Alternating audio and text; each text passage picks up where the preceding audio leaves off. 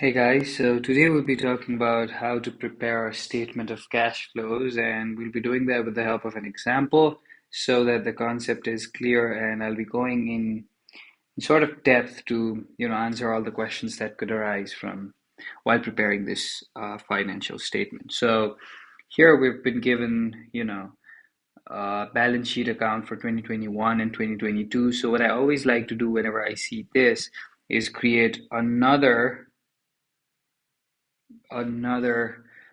column that shows changes, right? So just using the triangle. So, okay, the change in cash. How much did cash change? So it went from 17,700 to 15,200, right?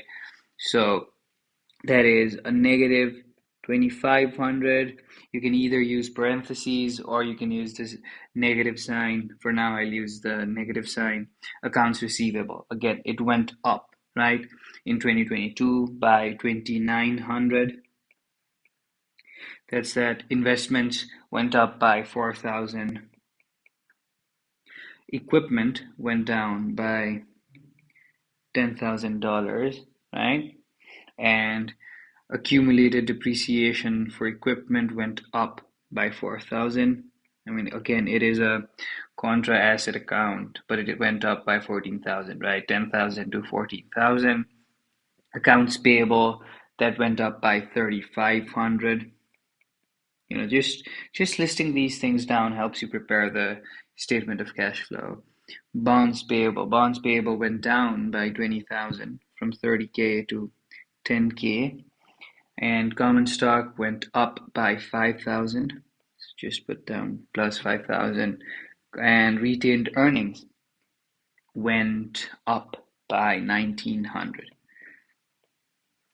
Right, okay. This is the very first step that you gotta do that I feel is helpful in preparing a statement of cash flow. So, and the other thing is there's an equation that I like to use to see, to make sure what sign am I using, negative or positive, and you'll see why.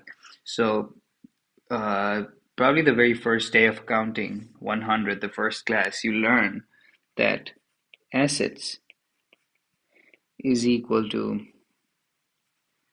liabilities plus stockholders' equity. Let me write that as SE, right? And for assets, there could be cash, right? Plus, there could be other current asset, but non-cash. So let's write as non-cash current asset plus non-current asset, right? That's how I'm representing it. Cash, non-cash current asset, and non-current asset is equal to liabilities. There are two kinds of liabilities. There would be current liability plus non-current liability. For stockholders' equity, again, it is paid in capital, right? It is paid in capital. That could be CC, like, yeah, plus retained earnings, right? So now let's do this.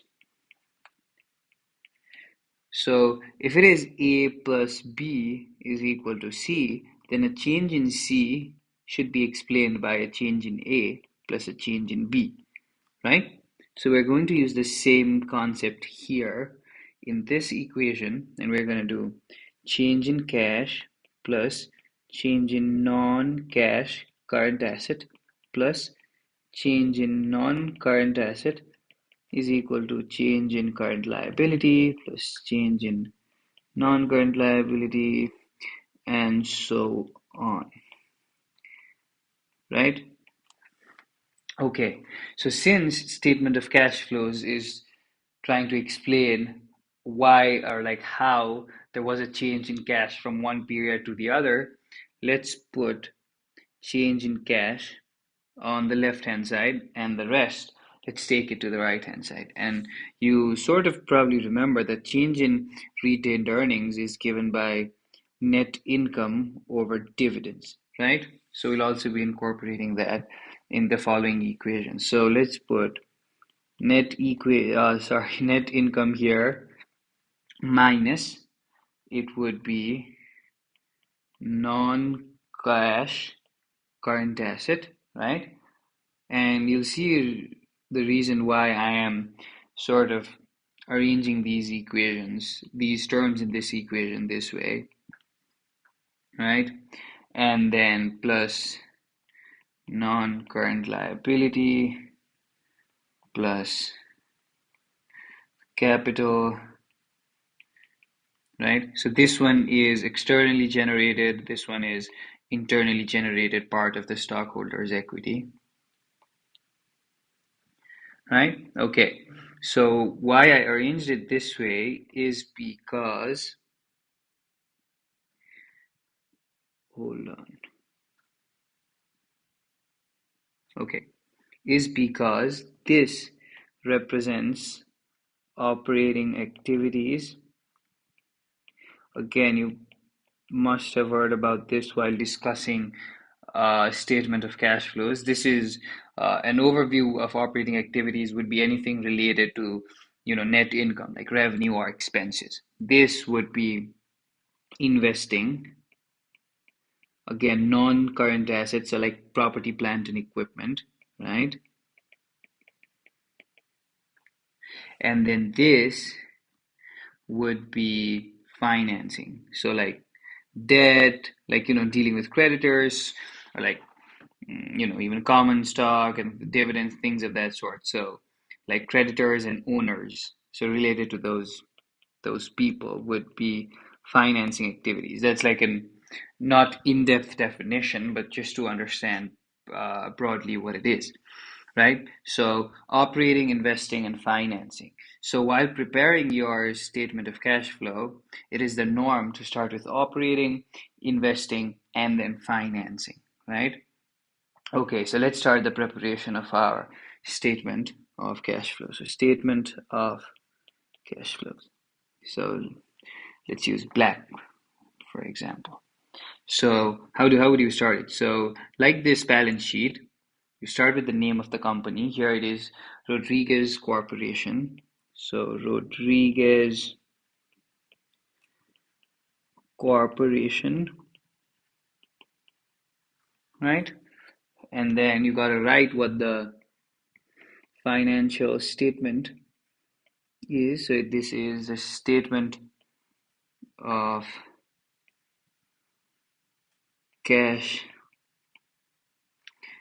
flows, right? And you gotta write the date. Again, for balance sheet, it's at a particular point in time. So it is one particular date, right? But for statement of cash flows, it's for it's for like a year, or like could be a month, in this case a year. So it would be for the year ending in, what day is it ending on? December 31st, 2022. December 31st, 2022. Okay, so that would be the heading for this statement. Again, it is not in proper symmetry, and I'd like to change that. Oops, I'll let it be for now, I'd say. So, okay. So as I said, we start with operating activities, right? So we're starting with operating activities. Okay, so to start with operating activities, you first list the net income. Net income. Okay, so what we can do is maybe, okay, net income. So what is the net income in this case? It is 18,300, right?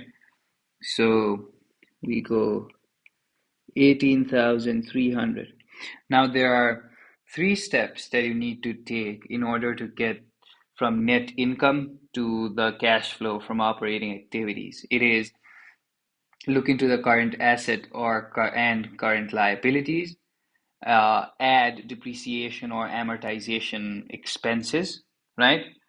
And then either add losses, like on disposal of assets or something like that, or subtract gain. Now, again, it seems counterintuitive.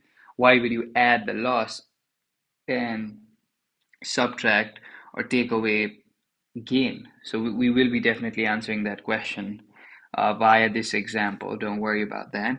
So, okay, net income is 18,300. Now let's look at the difference table, or like the column that we made, and let's start eliminating as we go. So accounts receivable. Oh, before that, there's one sort of 2 by 2 matrix that would be, I think, would be easier to understand this. So current liability, current asset, increase and decrease. So it is negative, positive, positive, negative. And that is because you can see that non-cash current asset and cash have sort of an inverse relationship when all else held constant because of this negative sign, right? So as when this goes up, this should go down. So that's the reason why if current asset goes up, we subtract it, decreases, we add it, whereas for current liability, there's a positive sign. So if it increases, we add, if it goes down, we subtract. So okay, let's look at accounts receivable, right? Accounts receivable in this case went up by 2,900. And as we move forward, let's just cancel it out so that we know what's happening. So accounts receivable, it is a current asset, right? Accounts receivable is a current asset. So it went up by 2,900. So there is an increase. And if it's an increase, we subtract it again. Something we learned from the equation above. So 2,900, again, parentheses shows, subtract a negative sign in front of it. Okay, so accounts receivable. Now, depreciation expense. Have we been given depreciation expense? No, we don't know what depreciation is. But then we do know that for equipment, the accumulated depreciation went from 10,000 to 14,000, right? So let me make a T account for accumulated depreciation. So the beginning balance is 10,000. The ending balance is 14,000. Do we have any additional information? Number 2, right here. Equipment which cost 10,000 and had an accumulated depreciation of 1,200 was sold for 3,300. So what does this mean? So it means that when it was sold off, the the accumulated depreciation account for that particular equipment was closed off at 1,200. So it was debited for 1,200. So we're going to include that 1,200 for the overall accumulated depreciation account. And now 10,000 minus 1,200 does not lead to 14,000. In fact, it leads to something less, like 8,800.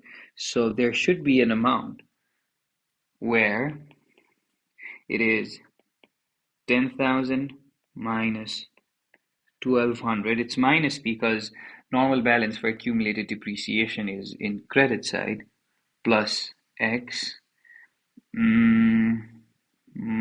is equal to 14,000, right? So now you're solving for x, which turns out to be 5,200. Why? 14,000 plus 1,200 is 5,200.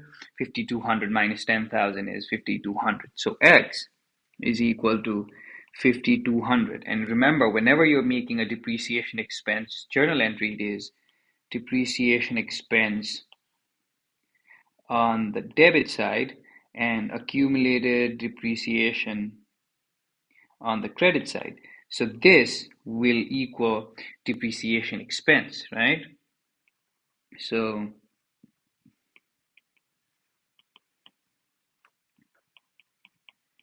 depreciation expense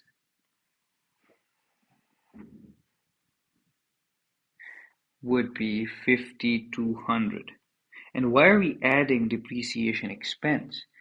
And why are we not like subtracting? Because it's in, why are we not taking it away? Because expense feels like it should be a loss, it should be a negative sign, right? No, because why we add it is because while calculating net income, we had already reduced, the depreciation expense. But depreciation expense is a non-cash expense, right? It is a non-cash expense. That's the reason why, in order to nullify the previous subtraction of depreciation expense, we now add depreciation expense because then it's got nothing to do with cash, right? Nothing at all to do with cash. So accounts receivable, we reduce it by 2,900, and depreciation expense, we add it by 5,200, right? Now, I was talking, the other thing that I mentioned was current liabilities, right? Do we have any current liability here? Accounts payable. That's right. It is a current liability, went up by 3,500. So if current liability increases, we add it. So accounts payable went up by, was it 3,900? 3,500. And I don't think there's any specific order you need to follow, but then maybe it would be better if we went from accounts receivable to accounts payable, because then they're about current liabilities, current asset, and then depreciation expense, but then I don't really think it matters. Now there's still one more thing that we have to look into before closing off the operating activities, and that is gains and losses, right? So look at line item 2, and let's analyze what it's trying to say. So an equipment which cost $10,000, so bought at $10,000, the accumulated depreciation was $1,200, so depreciation was $1,200. So in a way, $8,800 of the equipment, 10,000 minus 1,200 of the equipment was still there. Right? This could be one way of looking at it. Like, 8,800 was still left to be depreciated. Like there was still some time for it to be depreciated, right? But then 8,800 worth of something like an equipment was sold for 3,300. So that's a straightaway loss. You had something that's worth 8,800 at that time, but you sold it for 3,300. So now you're calculating the loss. How much was the loss? The loss was the difference between these two, which is 5,500, right? So we made a loss of $5,500. And while calculating the net income, loss is seen as an expense and gain is seen as a source of income or revenue. So this loss has already been incorporated in your net income, right? So,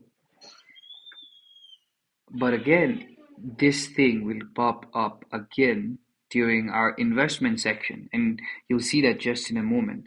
But for now, understand that this loss of 5,500 has already been incorporated while calculating the net income. And now what I will do, loss on the disposal of equipment, I'm going to add back that loss in order to avoid double counting, and you will see why it would have been double counting if I would not have reduced it. So 5,500, right? So that's it. We started with net income. We talked about current assets, current liabilities, and we followed this 2 by 2 matrix. And then depreciation expense, we added it, and since it's a loss, we added it, right? So now we just add everything up. So it is 18,300 minus 2,900 plus 5,200 plus 3,500 plus 5,500.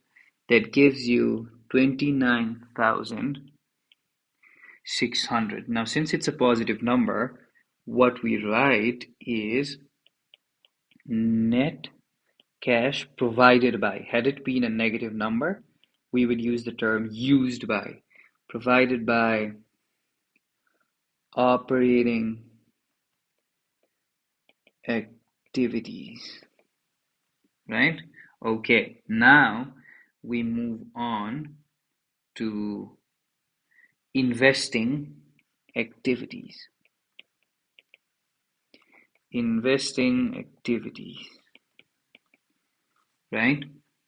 So in investment activities, okay, so there are two things that we have justified the difference for. And there are so many other things that are yet to be justified. So investments. Investments went up by 4,000. So this means that you have invested 4,000 more dollars. So this is an outflow of cash, right? It is an outflow of cash. So the first thing you do is write investment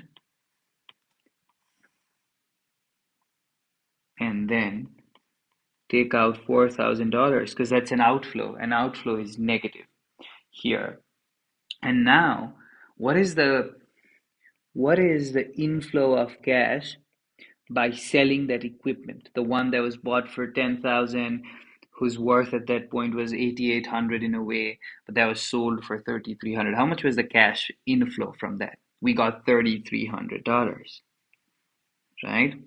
Now this 3,300 already incorporates the loss on the disposal, right? Because how do we get this 3,300? So if we were to make a journal entry for the whole thing, what would you do? So the first thing you'd do is you'd first write the cash, you debit the cash, you got 3,300, right?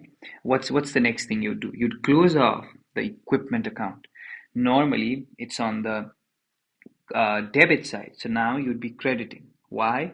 Because you're closing off that account. Because that transaction or whatever was going on with the equipment is now closed. That's no longer yours, no longer on your balance sheet. 10,000. So you close that off. What else? Accumulated depreciation of 1,200. Normally it's on the credit side. Since you're closing it off, accumulated depreciation. Now it's on the debit side, right? How much is it? 1,200. So the sum of this gives you $4,500. Now there is something missing here. There's something missing on the debit side, and on the debit side is an expense. So that would be a loss on, this looks more like an H. Loss on disposal, right? Loss on disposal for $5,500. Now credits equal debit. And this $3,300 includes, this loss. It already represents the loss. And that is the reason why, had the loss been, let's say, $500, then the cash would have been $3,800, right? So this 3,300 represents the loss, already represents the loss. So that is the reason why we added the loss here and made sure we nullified the loss that we had removed to find the net income there. And now we are incorporating it in the investment side. So it's been counted only once. Had we done it twice, it would be double counting, would be an error on our side, right? So for investment activities, it's just investment and equipment for this point. So what we do is this is gone, right? This is gone. Oops, I did not want that. Oops, not even that. I think it's fine. Okay, so we've justified that. And equipment again. whole all this investment and like the loss and all that has justified the change in $10,000, right? Because an equipment worth $10,000 was sold. So that is why it went from 70,000 to 6,000, 60,000. Accumulated depreciation, again, it has been justified because that's how we calculated the depreciation expense.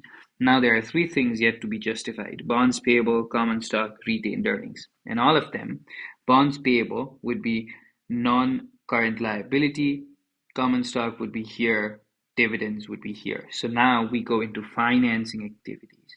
But before that, hold on.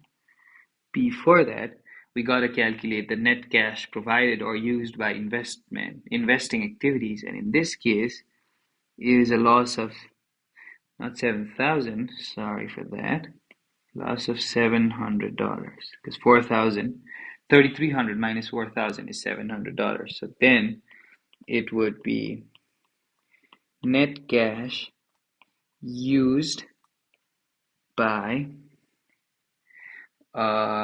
investing activities,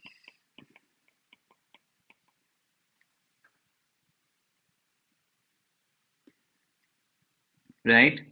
So now we're picking up from whatever we did till investment activities, and now let's look into financing activities.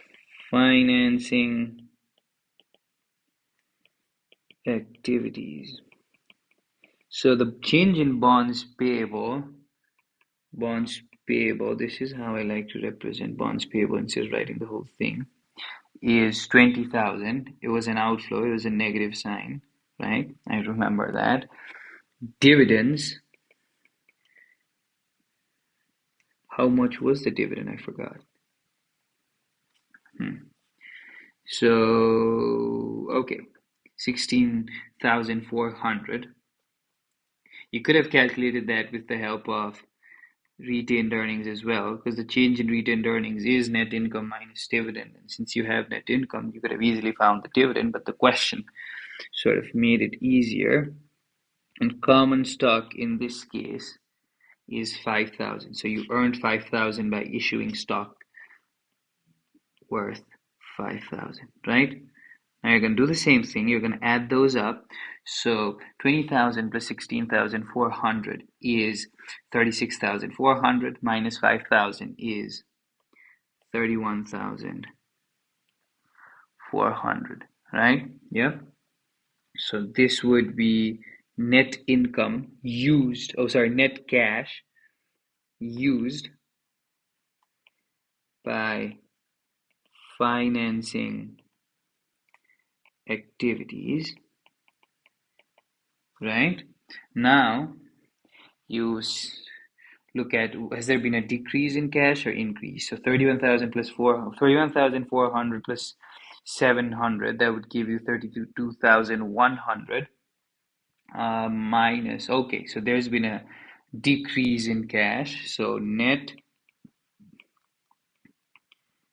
decrease in cash would be, we don't need this anymore, would be, how much would that be? 2,500, because 31,400 plus 700 would give you 32,100 minus 29,600 would give you 2,500 in fact. Now, cash in the beginning, and one thing that I sort of forgot that I said would be a good practice is to keep canceling things out. We did justify retained earnings via dividend. Common stock, yes. Bonds payable, yes. So everything has been justified. Now the only thing is cash. Let's see if it matches or not. So in 2021, end of 2021 or beginning of 2022, we had 17,700. So 17. Let's use red color. Let's be uniform with that. 17,700. And since net decrease in cash is 2,500, cash in the end should be 17,700 minus 2,500 is 15,200. Now, you should already kind of know what these three are. How? Because that's given in the balance sheet as well, right? The change was supposed to be 2,500. This is something you got from, yeah, this is something you take from the question, and this is also something you can take from the question. So, okay, change was supposed to be 2,500. It is 2,500, and therefore cash in the beginning was 1,700. Cash in the end is in fact 15,200. It's given by this. So this sort of shows that you can be around 99% sure that you have done everything correct. Why not 100%? Just because just because you got the end result to be correct does not always mean that you have gotten correct answers for like investing activity or like uh, operating activity, or like, let's say, okay, so if we had gotten investment activity to be off by 1,000, and let's say this increased by 1,000, and if this decreased by 1,000, then the total sum would be the same, but it would not be 100% correct, right? But again, most of the times, if you get the final answer to be correct, you can be sure that you've done the whole process correctly. Final thing, find the free cash flow. The formula to calculate free cash flow is uh, cash flow from operating activities. In our case, that is 29,600 minus capital expenditure. Nothing was bought, no equipment was bought, so minus zero, minus dividend. How much dividend did we give? Worth 16,400. So our free cash flow was 13,200. Again, the definition of free cash flow differs from like book to book, person to person, sort of. So some don't really include the dividend, some do, but let's include dividend for now, and that gives you 13,200. So computing this whole thing, coming up with statement of cash flow is definitely a tedious process, long process. But again, I think it is fun. At least I enjoy it. And yeah, this is how you do it. And thank you for joining me on this one. And hope to see you on my next videos. Thank you.